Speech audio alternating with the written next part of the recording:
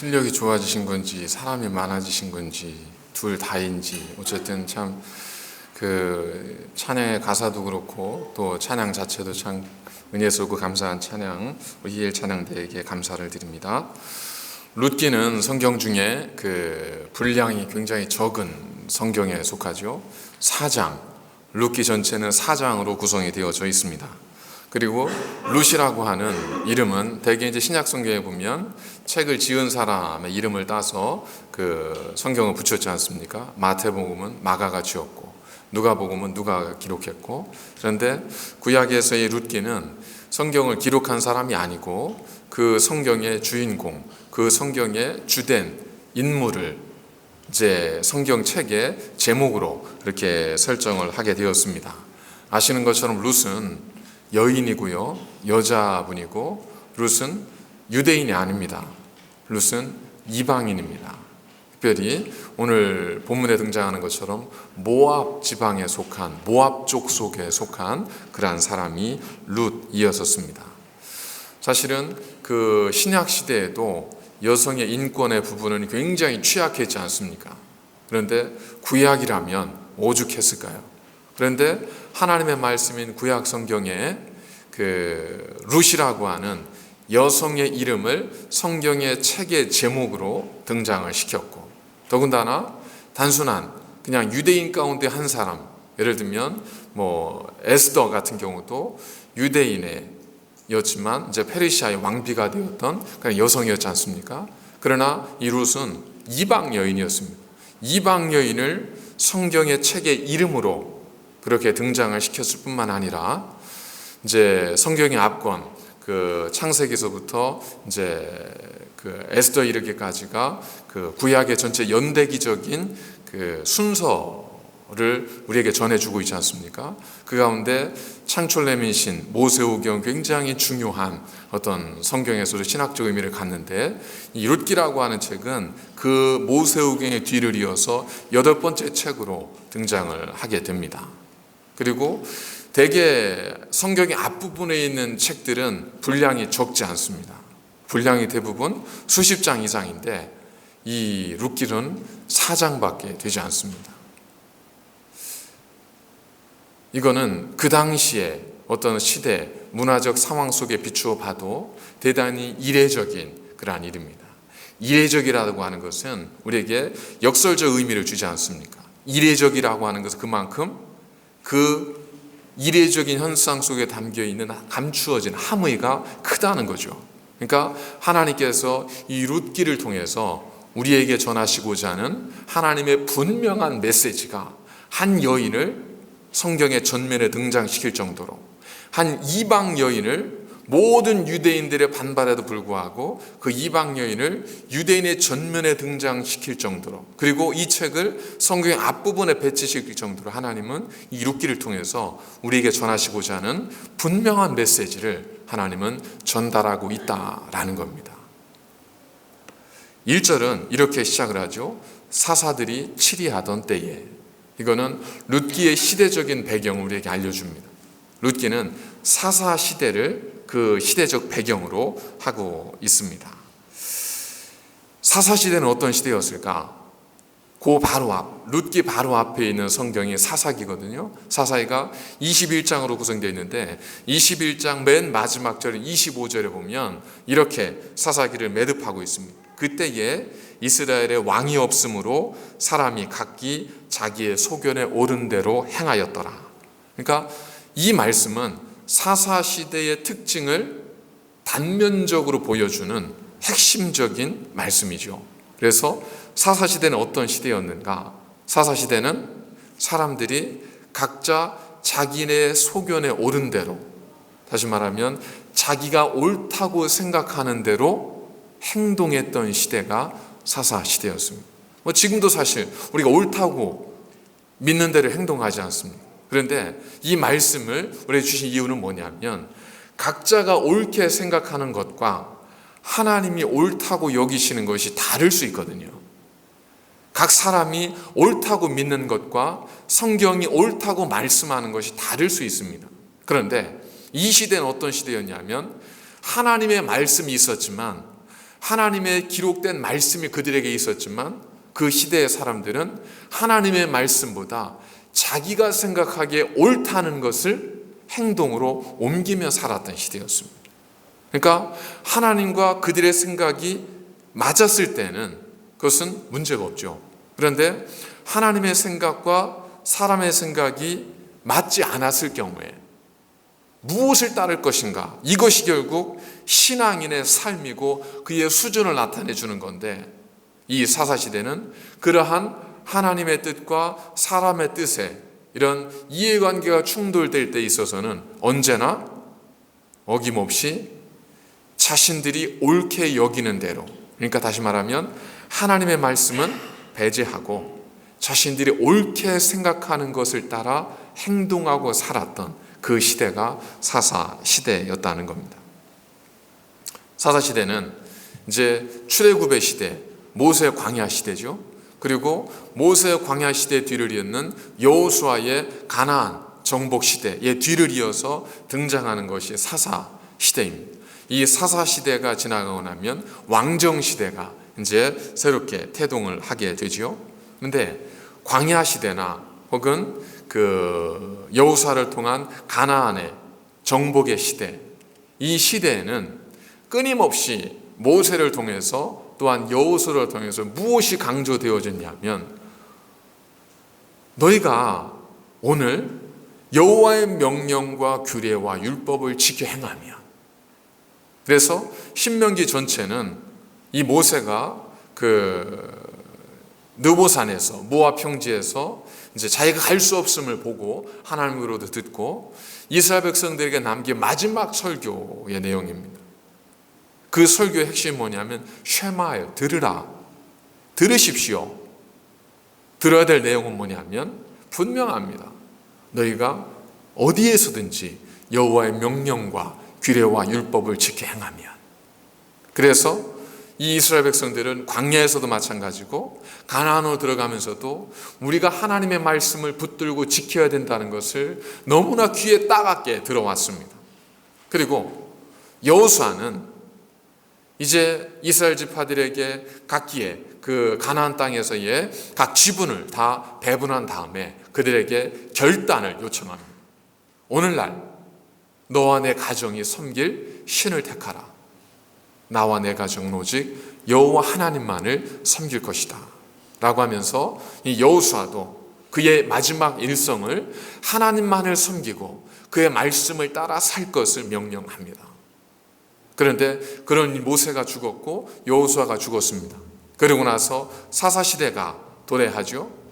그 사사시대의 특징은 사람들이 하나님의 말씀이 아니라 자기의 소견과 생각과 자신의 판단을 하나님의 말씀보다 위에 두었다는 거예요.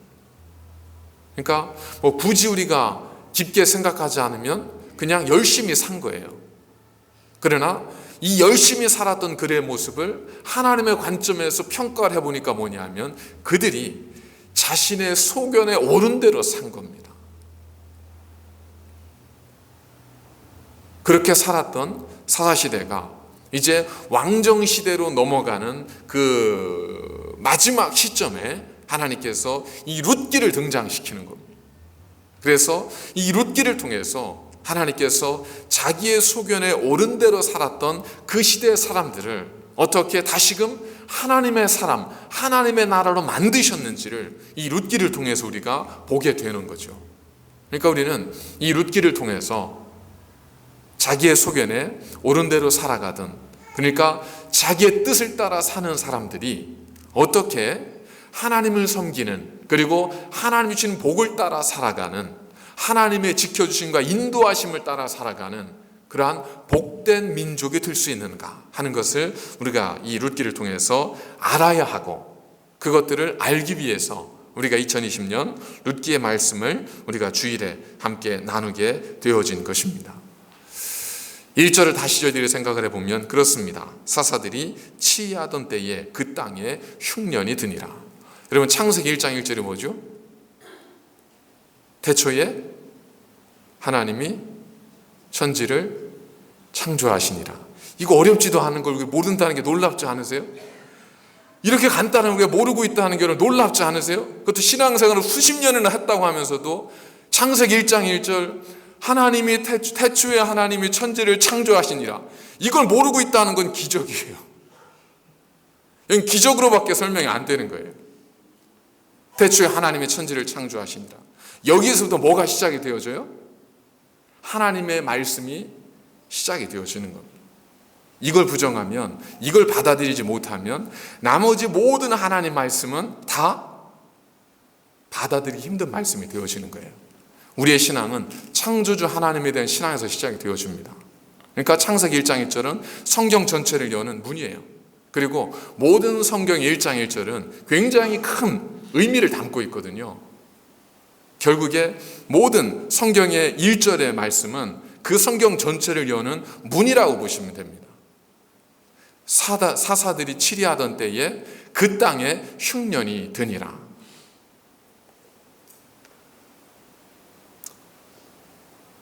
다시 한번 사사기 21장 25절로 돌아가면 사사시대는 어떤 특징을 가지고 있었냐면 사람이 각기 자기의 소견에 옳은 대로 행하는 때였었는데, 25절은 왜 그렇게 사람들이 자기 소견에 옳은 대로 행동했는지를 이유를 함께 우리에게 설명해 주고 있습니다. 21장 25절에 보면 그때에 이스라엘에 왕이 없으므로 사람이 각기 자기의 소견에 옳은 대로 행하였더라. 그러니까 사람들이 각자 자기의 소견에 옳은 대로, 내가 옳다고 생각하는 대로 살았던 이유는 사람들이 악하고, 사람들이 하나님을 싫어하고, 사람들이 하나님을 믿지 않고, 사람들이 하나님에 대한 신앙이 없고, 이래서 그랬던 것이 아니라 성경의 말씀에 근거해서 보면 그때에 왕이 없었으므로 사람들이 각기 자기의 소견에 옳은 대로 행했다는 겁니다. 그러면 여기에서 왕은 무엇일까?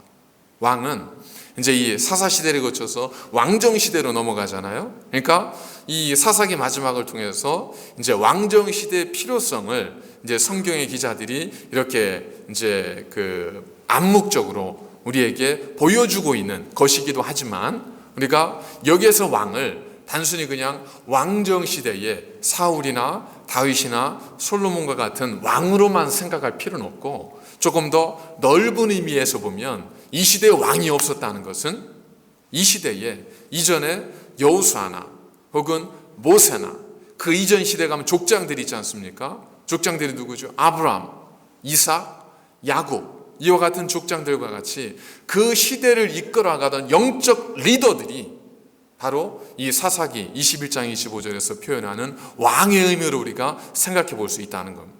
이전에는 그런 인물들이 있었습니다. 여호수아가 있었고 모세가 있었습니다. 아브라함이 있었고 이삭이 있었고 야곱이 있었거든요. 그런데 여러분, 사사시대, 그 시대에는 인물이 없습니다.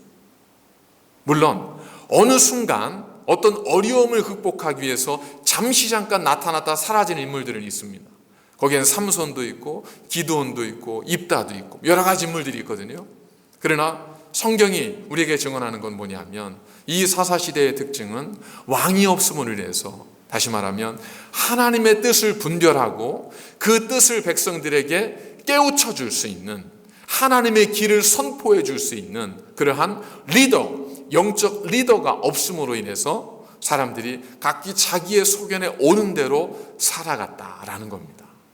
그래서 모든 시대에는 사람이 필요합니다. 하나님은 선지자를 통하지 않고는 말씀하는 것이 없더라 말씀하신 것처럼 하나님은 사람을 통해서 언제나 역사하십니다. 하나님은 사람을 제쳐놓고 하나님 뜻을 이루신 적이 한 번도 없습니다. 아무도 없는데 꽝 하고 뭔가를 떨어뜨리신 적이 없습니다. 하나님은 언제나 사람을 찾으셔서 그 사람을 통해서 하나님의 뜻을 이루어 가십니다. 그래서 우리는 사람을 길러내야 되고 사람을 키워야 되고 우리는 하나님의 사람으로 서로를 양육하고 서로를 복주는 일에 앞장서야 됩니다. 되는 교회는 어떤 교회일까요? 잘 되는 사람을 밀어주는 교회가 되는 교회입니다. 되는 가정은 어떤 가정일까요? 잘 되는 자녀들을 위해서 전폭적으로 지원해주는 가정이 잘 되는 가정이지 않습니까? 되는 사회는 어떤 사회일까요? 능력 있는 사람이 그 능력을 발휘할 수 있도록 도와주는 사회가 잘 되는 사회이지 않습니까? 그러나 그것을 그만의 특권으로 간직하지 않고 그것을 사회를 섬기고 공동체를 섬기는 하나의 섬김에, 그리고 청지기적 사명을 가지고 그 일을 감당하게 만드는 사회가 건강한 사회죠. 안 되는 사회는 어떤 사회죠? 누가 하나 잘 되려고 하면 능력 있으면 어떻게든 끄집어내리고, 누가 하나 좀 열심히 살려고 하면 어떤 식으로는 다리 걸어서 넘어지게 만들고, 그래서 나보다 더 뛰어나지 못하게, 나보다 더 앞서가지 못하게 사람들을 끌어내리는 사회는 우리가 뭐 두말할 나위 없이 되는 사회는 아니지 않습니까? 그러니까 교회도 마찬가지입니다. 교회도 되는 사람, 하나님의 뜻대로 살려고 하는 사람, 하나님을 붙들려고 하는 사람이 나는 그렇게 못하는데 당신이 그렇게 열심히 하시니 당신이 더 열심히 기도하셔서 나를 위해서도 기도해 주시고 내 믿음이 성장할 수 있도록 나를 위해서 기도를 부탁드립니다 라고 서로를 위로하고 축복하고 권면하는 교회가 잘 되는 교회입니다.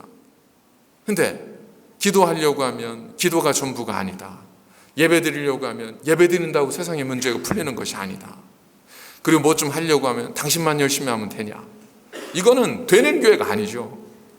이건 뭐예요? 그죠? 자기 소견에 옳은 대로 살아가는 겁니다. 왜 그럴까요? 결국 그 시대를 이끌어갈 수 있는 영적인 분별력, 하나님의 뜻을 간파하고 그 뜻대로 증거할 수 있는 하나님의 사람들이 없기 때문에 그렇다는 겁니다. 그래서 교회가 해야 될 일은 사람을 키우는 것입니다. 그래서 교회 학교가 중요한 이유가 왜 그럴까요? 저 아이들이 결국 우리의 미래가 될 것이기 때문입니다. 저 아이들이 결국 이 새날의 미래가 될 것이기 때문이죠.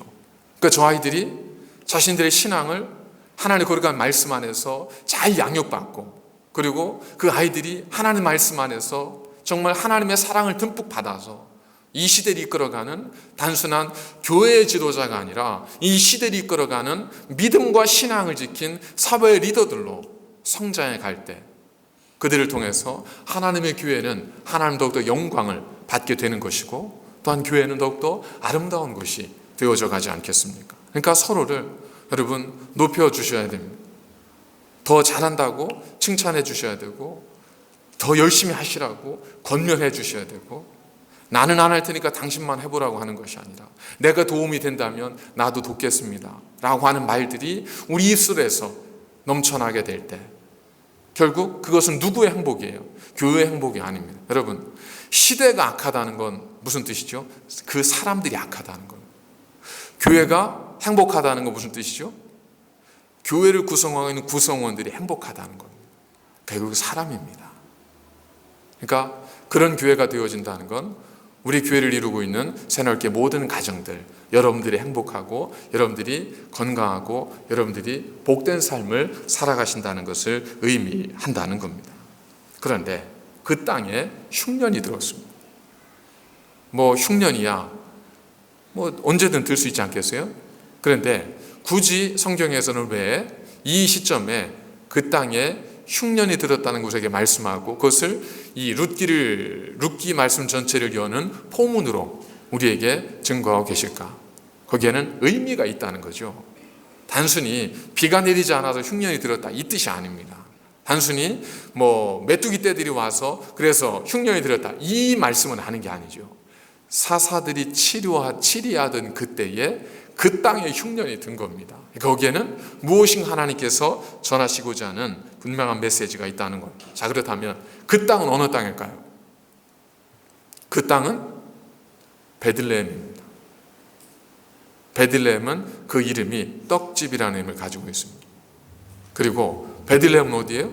유다 지파에 속해 있습니다.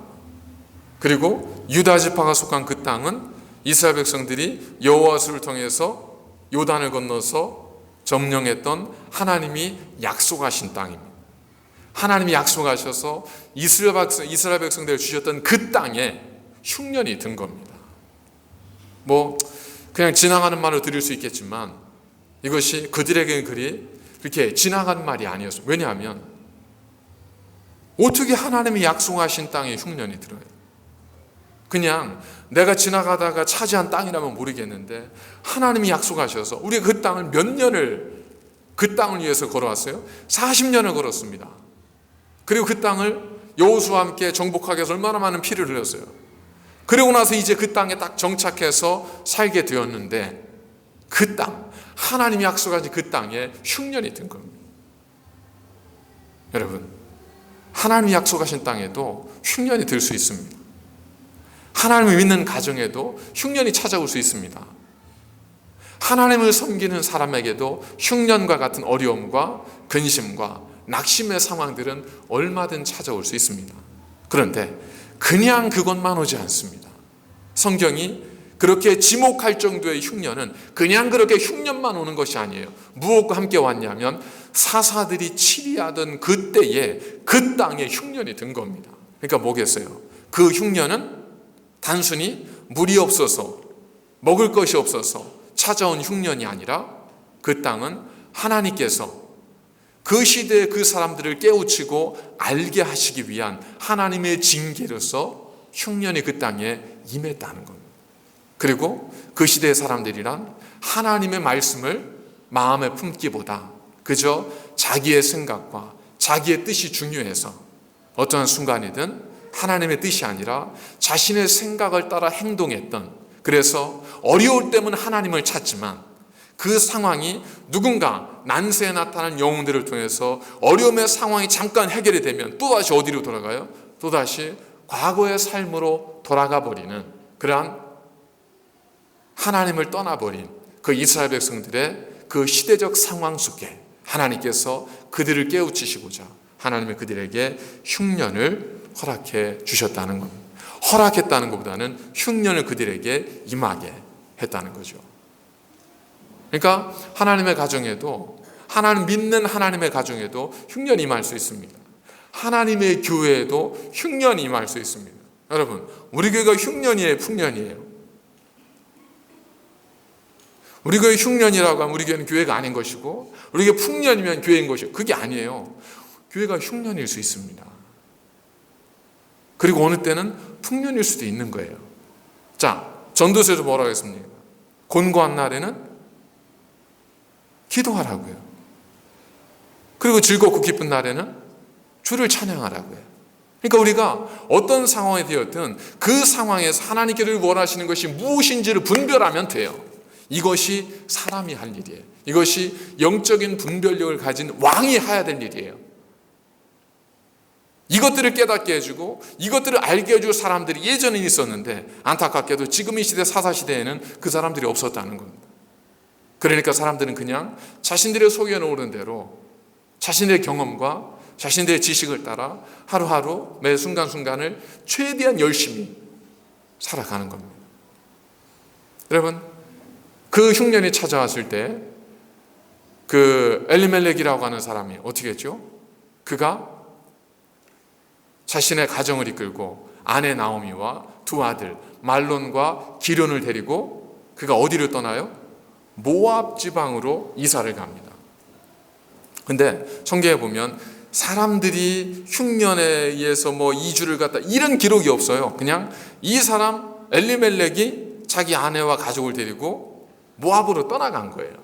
아마도 이 엘리멜렉이 떠났던 시점은 흉년이 들어서 모든 것이 가물어서 도저히 견딜 수 없어서 떠났다기보다는 이제 고증을 통해서 보면 아마도 흉년이 드는 시점, 그 시점에 발빠르게 움직였던 것 같습니다.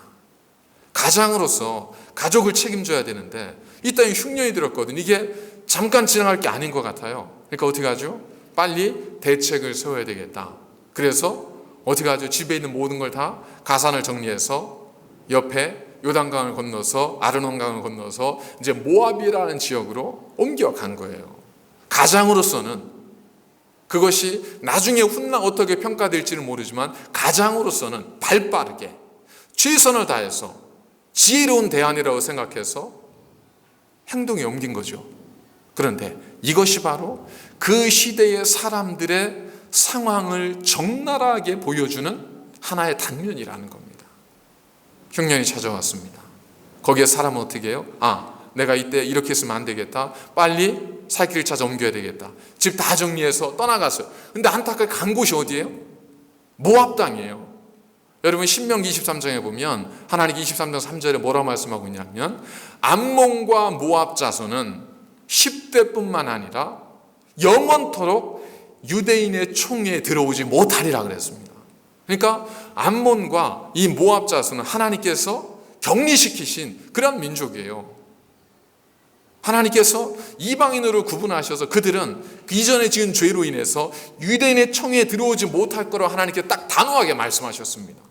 그러니까 약속의 땅, 하나님 약속의 말씀을 가지고 약속의 땅에 온 사람이라면 뭘 지켜야 돼요? 이 하나님의 말씀을 기억해야 되는 거예요. 그런데 이 엘리에셀은 어땠습니까?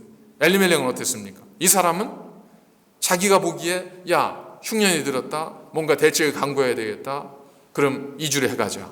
그래서 옮겨갔는데 그게 어디서 되냐면 하나님께서 금하신 모압 땅으로 자기 모든 가족을 데리고 옮겨간 거예요. 자, 어떻게 봅니까? 열심히 산 거예요. 최선을 다한 겁니다.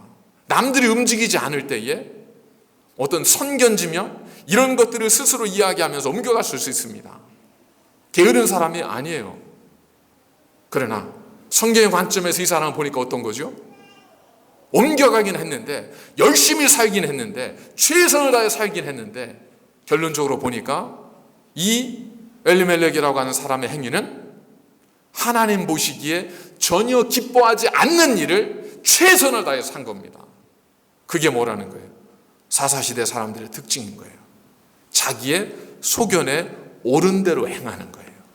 그러니까 어려움이 찾아왔을 때, 흉년이 찾아왔을 때 무엇을 하는가 하는 거 굉장히 중요하지 않습니까? 어떤 선택을 내리는가, 어떤 결정을 내리는가 하는 거 굉장히 중요합니다. 우리는 어려움이 찾아오면 일단 열심히 살아갑니다. 열심히 뭔가를 하려고 합니다. 그러나 열심보다 중요한 것이 사실은 방향이지 않습니까? 그릇된 방향으로 열심히 가면 그것처럼 안타까운 것이 어디 있어요? 다른 방향에서 열심히 뛰어갈 때 그 모든 땀과 수고와 노력이 의미가 있는 거지 않습니까? 이 엘리멜렉은 안타깝게도 그릇된 방향으로, 옳지 않은 방향으로, 하나님이 기뻐하지 않는 방향으로 열심을 냈습니다. 왜 그랬을까? 이유는 단 하나예요. 그가 하나님 말씀을 기억하지 않고 자기 소견에 옳은 대로 최선을 다해 살았기 때문입니다. 이 시대의 특징이 뭡니까? 열심히 사는 거잖아요. 최선을 다해 사는 거잖아요.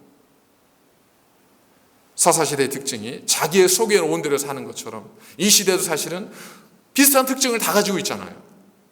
인류가 가지고 있던 보편적 가치, 보편적 어떤 세계관, 이러한 것들이 하나하나 다 무너져 가고 있지 않습니까? 예전에는 그래도 인류 공공의 발전, 인류의 번영, 이러한 것들이 나라마다 어떤 구호가 되기도 하고 어떤 학교에서 가르침이 되기도 했는데 지금은 어떻죠? 점점 시대가 갈수록 자국보호주의가 점점 강화되잖아요. 일단 내가 잘 살고 봐야 되는 거예요. 내 가정이 행복해야 되고 내 나라가 먼저 잘 살고 봐야 되는 거예요. 그래야 내가 다른 사람하고도 내가 딜을 할 수도 있고 협력을 하든 뭘 할 수 있다는 거예요. 이런 논리가 지금 계속 퍼져가고 있지 않습니까? 보편적 가치, 사랑, 이웃에 대한 어른에 대한 공경, 어떠세요? 이런 것들이 지금 우리 삶 속에서 그 가치가 보존되고 있다고 생각하세요? 아니잖아요. 어른이기 때문에 예전에는 어른이기 때문에 공경했지만 이제는 어른은 다 와야지라는 이야기가 젊은이들 입속에서 공공연하게 나오고 있습니다. 그러니까 우리가 그전에 가지고 있었던 보편적 가치들이 점점 다 무너져 가고 있습니다. 뭐에 의해서? 소견에 옳은 대로 각자의 선택의 중요성, 이것이 강조가 되어지면서 무너지지 말아야 할, 깨어지지 말아야 할 보편적 가치조차 함께 깨어져 버리면 사회는 어쩔 수 없이 공멸할 수밖에 없는 거죠. 한 분이 그런 이야기를 하더라고요. 유명한 철학가가 민주주의는 모든 사람들의 의견을 대변하는 것이 민주주의가 아닙니다.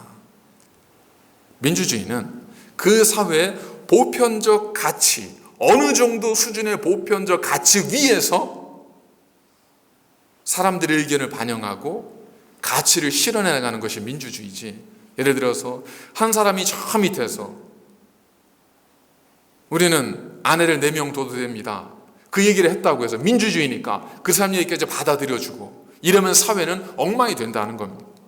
그러니까 우리가 무너뜨리지 말아야 될 분명한 기준이 있다는 거죠. 사사시대는 그 기준인 하나님 말씀이 무너진 거예요. 뭐에 의해서? 사람들의 각자의 소견과 생각에 의해서. 그러다 보니까 하나님께 그들에게 이미 풍성한 복, 약속의 땅을 복으로 주셨음에도 불구하고 그들은 그 약속의 땅에서 하나님의 복을 누리지를 못합니다. 하나님께서 그들에게 아름다운 공간과 땅을 허락해 주셨는데 거기에서 사는 것이 그들의 기쁨이 아닌 거예요. 즐겁지가 않은 거예요. 여러분 어떠십니까? 우리의 삶이 즐거우세요? 신앙생활이 즐거우세요? 우리 하루의 삶들이 어떠세요? 주님은 분명히 말씀하셨습니다. 내가 평안을 주노니 내가 주는 평안은 세상이 주는 것 같지 않다고 말씀하셨거든요. 그러니까 그리스도인들에게는 하나님의 주신 평안이 있어요. 어려움이 있지만, 곤고함이 있지만, 괴로움도 있을 수 있지만 그 속에서 찾아오는 하나님의 평화가 있습니다. 신앙생활 하는 사람들에게 어려움이 없다? 아니에요. 모두 다 어려움이 있습니다. 그런데 놀라운 건 뭐냐면 신앙생활하는 그리스도인들에게는 평화가 있어요. 고난 중에도 폭풍 중에도 하나님이 주시는 말씀을 통한 평안이 있는 거예요. 이게 사라졌다면 우리는 우리 자신의 모습을 다시 한번 생각해 볼 필요가 있다라는 겁니다. 하나님은 이미 우리에게 복을 주셨습니다. 이스라엘 백성들이 약속의 땅을 주셨어요. 근데 그들은 전혀 누리지를 못해요. 매 순간 업앤다운입니다. 신명기에 보면 하나님께서 모세를 통해서 분명하게 말씀하신 것이 있습니다. 11장 26절입니다. 내가 오늘 복과 저주를 너희 앞에 두노니 너희가 만일 오늘 너희에게 명하는 너희 하나님 여호와의 명령을 들으면 복이 될 것이요. 그러니까 이미 하나님께서는 우리에게 복을 주셨어요. 하나님은 이미 우리에게 복된 삶을 허락하셨어요. 문제는 뭐냐면 우리가 그 복을 누리지를 못하는 거예요. 그 복을 누리는 조건을 하나님께서 뭐라고 분명히 말씀하셨냐면 너희가 너희 하나님 여호와의 명령과 그 말씀을 지키면이에요. 그리스도인으로서 마음의 평화가 사라지고 하나님 믿는 사람으로서 그 심령의 기쁨이 사라진 이유는 단 하나입니다. 어려움이 찾아와서가 아니에요. 어려움 중에도 느껴야 될 그 참된 평안과 기쁨과 만족을 하나님을 보지 않고 하나님을 신뢰하지 않음으로 인해서 우리가 누리지 못할 뿐이에요. 그러니까 우리 그것을 누리는 삶이 필요합니다. 엘리멜렉은 엉뚱한 방향으로 그것을 찾으려고 했습니다. 하나님 말씀하신 것과는 반대 길로 가면서 그 평안을 찾으려고 했어요. 그 끝이 뭐죠? 그가 얼마 지나지 않아서 죽습니다. 우리의 열심, 우리의 뜨거움, 이것이 우리는 살기 위한 것이라고 하지만 어쩌면 우리는 모르는 사이에 그 열심이 우리를 죽일 수도 있습니다. 우리 영혼을 죽이고 우리의 심령을 죽이고 우리 마음을 죽일 수 있습니다. 우리 육체야, 내 육체야 뭐 어느 정도 나이가 돼야 가시겠지만 어쨌든 살아가는 동안에 그런 하나님을 떠난 마음을 통해서 우리 영혼은 이미 죽어져 버릴 수 있거든요. 그래서 하나님께서는 매 시대에 그것을 분별하고 그 하나님 뜻을 전할 수 있는 하나님의 사람들을 찾으십니다. 그리고 이미 하나님께서 우리에게 우리가 누릴 수 있는, 우리가 얼마든지 누릴 수 있는 복을 우리에게 주셨다는 거예요. 조미아 시인이 쓴 우리가 잊고 사는 것들이라는 시가 있습니다. 먼 길 여행 다녀온 사람은 가장 먼저 느낄 것이다. 집만큼 편안한 곳이 없다는 걸. 수많은 사람과 부딪히며 살아가는 사람들은 느낄 것이다. 마음 편한 친구가 최고라는 것을. 새로운 것에 대한 호기심에 잠시 여기저기 관심을 가져보지만 결국 익숙해져 있는 것들이 좋다는 걸. 소소한 일상, 이 작은 행복들, 일주일간 일하고 쉬는 이 꿀맛 같은 휴일이 얼마나 달콤하다는 걸 우리는 늘 잊고 살고 있다. 그러나 문득 잃어버리고 난 다음에야 아차했을 때에는 이미 많은 것이 내 곁을 떠나간 뒤이다. 잊지 말자. 이 소소한 일상의 행복을.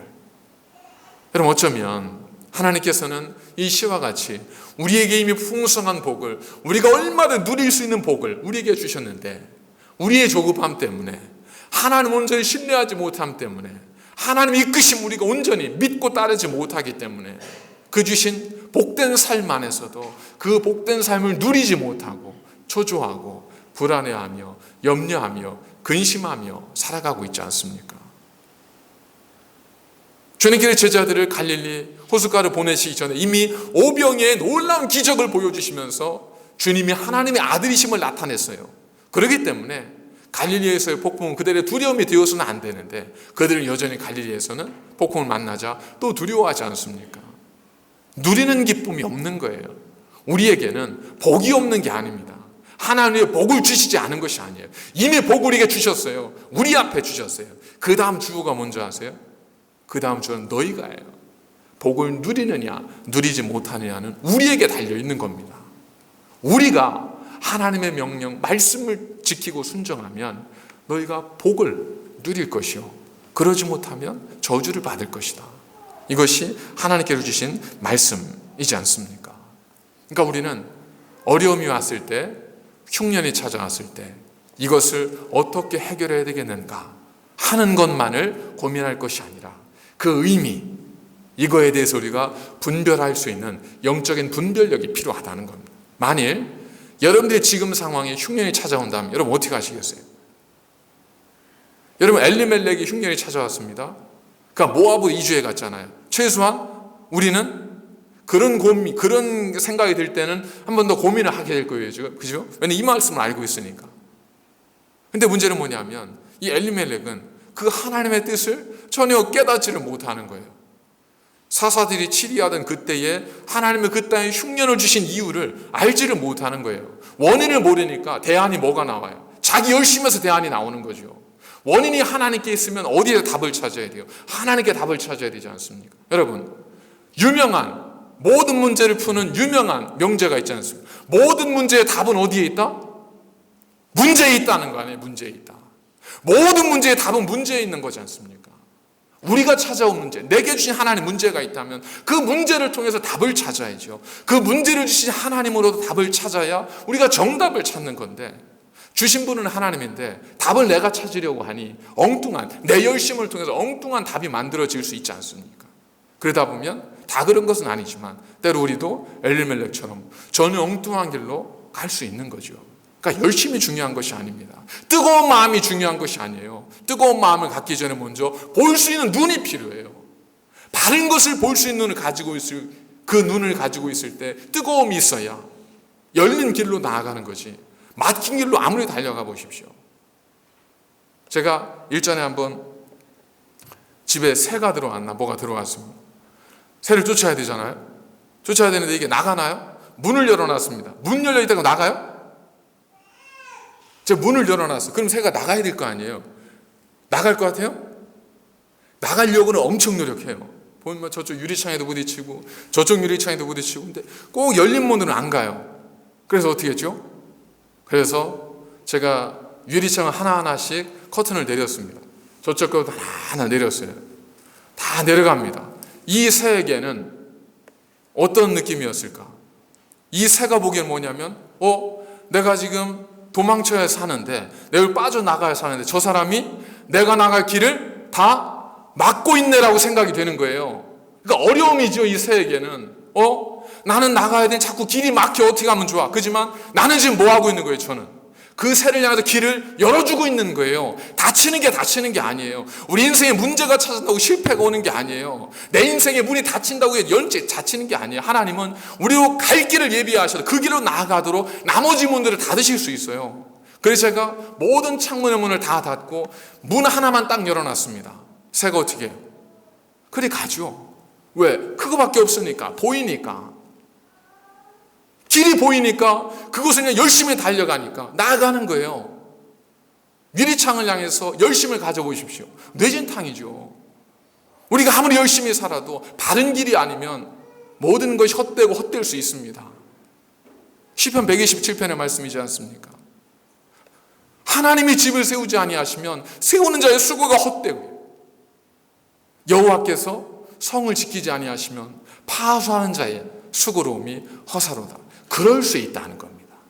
우리 열심히 필요 없다는 것이 아니라 우리가 하나님 주신 바른 길을 향해서 열심을 내지 않으면 우리의 수고가 자칫 헛될 수 있다는 겁니다. 누구처럼? 엘리멜렉처럼. 그러나 거기에 오히려 놀라운 하나님의 사랑이 있습니다. 하나님은 그 사람이 사라진, 하나님의 뜻을 분별하는 사람이 사라진 그 시대에 누구를 부각시키냐면 엘리멜렉의 가정을 부각시킵니다. 그 가정 안에 나오미를 부각시킵니다. 그리고 아직 등장하지도 않은 롯을 하나님께서 세우세요. 그리고 그 롯을 통해서 뭘 하시는 거예요? 그 시대에 인물을 만들어내는 거예요. 여러분들도 어떤 분이 되셨냐면, 여러분들도 이 롯이 누구를 낳았죠? 이 롯이 오벳을 낳았죠. 오벳이 누구를 낳아요? 이새를 낳았죠. 이새가 누구를 낳아요? 다윗을 낳지 않습니까? 이걸 아는 분은 다윗의 자손이에요. 누구죠? 룻이 오벳을 낳고, 오벳이 이새를 낳고, 이새가 다윗을 낳았어요. 그러니까 룻이 누구를 낳은 거예요?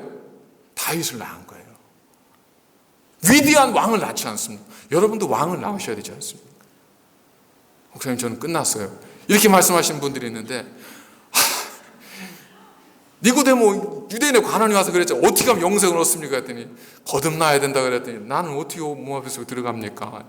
이런 얘기가 똑같은 거예요. 그렇죠. 내가는 못 낳지만 우리 교회를 통해서 내 옆에 있는 사람들을, 그리고 우리 교회학교 어린이들을 하나님의 사람으로 키워낼 수 있지 않습니까? 그렇게 키워내면서 이 시대에 하나님의 뜻을 밝힐 수 있는, 그래서 룻과 같이 암울한 이 시대에 복의 빛이 되어질 수 있는 그러한 사람이 되셔야 되고, 그런 사람을 길러내는 하나님의 일꾼이 되셔야 된다는 겁니다. 이것이 룻에게 얼마나 큰 복이에요. 이건 지금 하나님이 이스라엘 나라를 복 주셨다는 얘기가 아니에요. 이거 얘기 잘 읽어가면 누구 복이에요? 지금 누가 복 받는 얘기예요? 룻기 전체는 룻이 복 받는 얘기예요. 그러나 룻이 복을 받으니까 어떻게 돼요? 그 룻의 어머니 나오미가 복을 받고, 그 주변에 있는 공동체가 복을 받고, 이스라엘이 복을 받고, 그 복이 어디까지 미쳤습니까? 아브라함의 자손된 우리 모두에까지 그리스도의 복음이 미쳐서 우리가 복을 받는 거지 않습니까? 그러니까 우리도 작은 파장이지만 우리가 일으키는 이 하나님 말씀을 통한 작은 파장은 어떻게 하나님께 역사하실지 모르는 거거든요. 여러분들이 룻을 기억하시면서 사사시대와 같은 이 시대에 하나님 말씀이 그러한가 하여 그 말씀을 붙들고 살아가셔서 여러분들을 통해서 인물이 만들어지고, 여러분들이 룻과 같이 복의 아름다운 여인이 되어지는 그러한 믿음의 가정이 되어지는 하나님의 은총이 충만하시기를 주님의 이름으로 간절히 축원을 드립니다. 기도하시겠습니다. 거룩하신 아버지 하나님,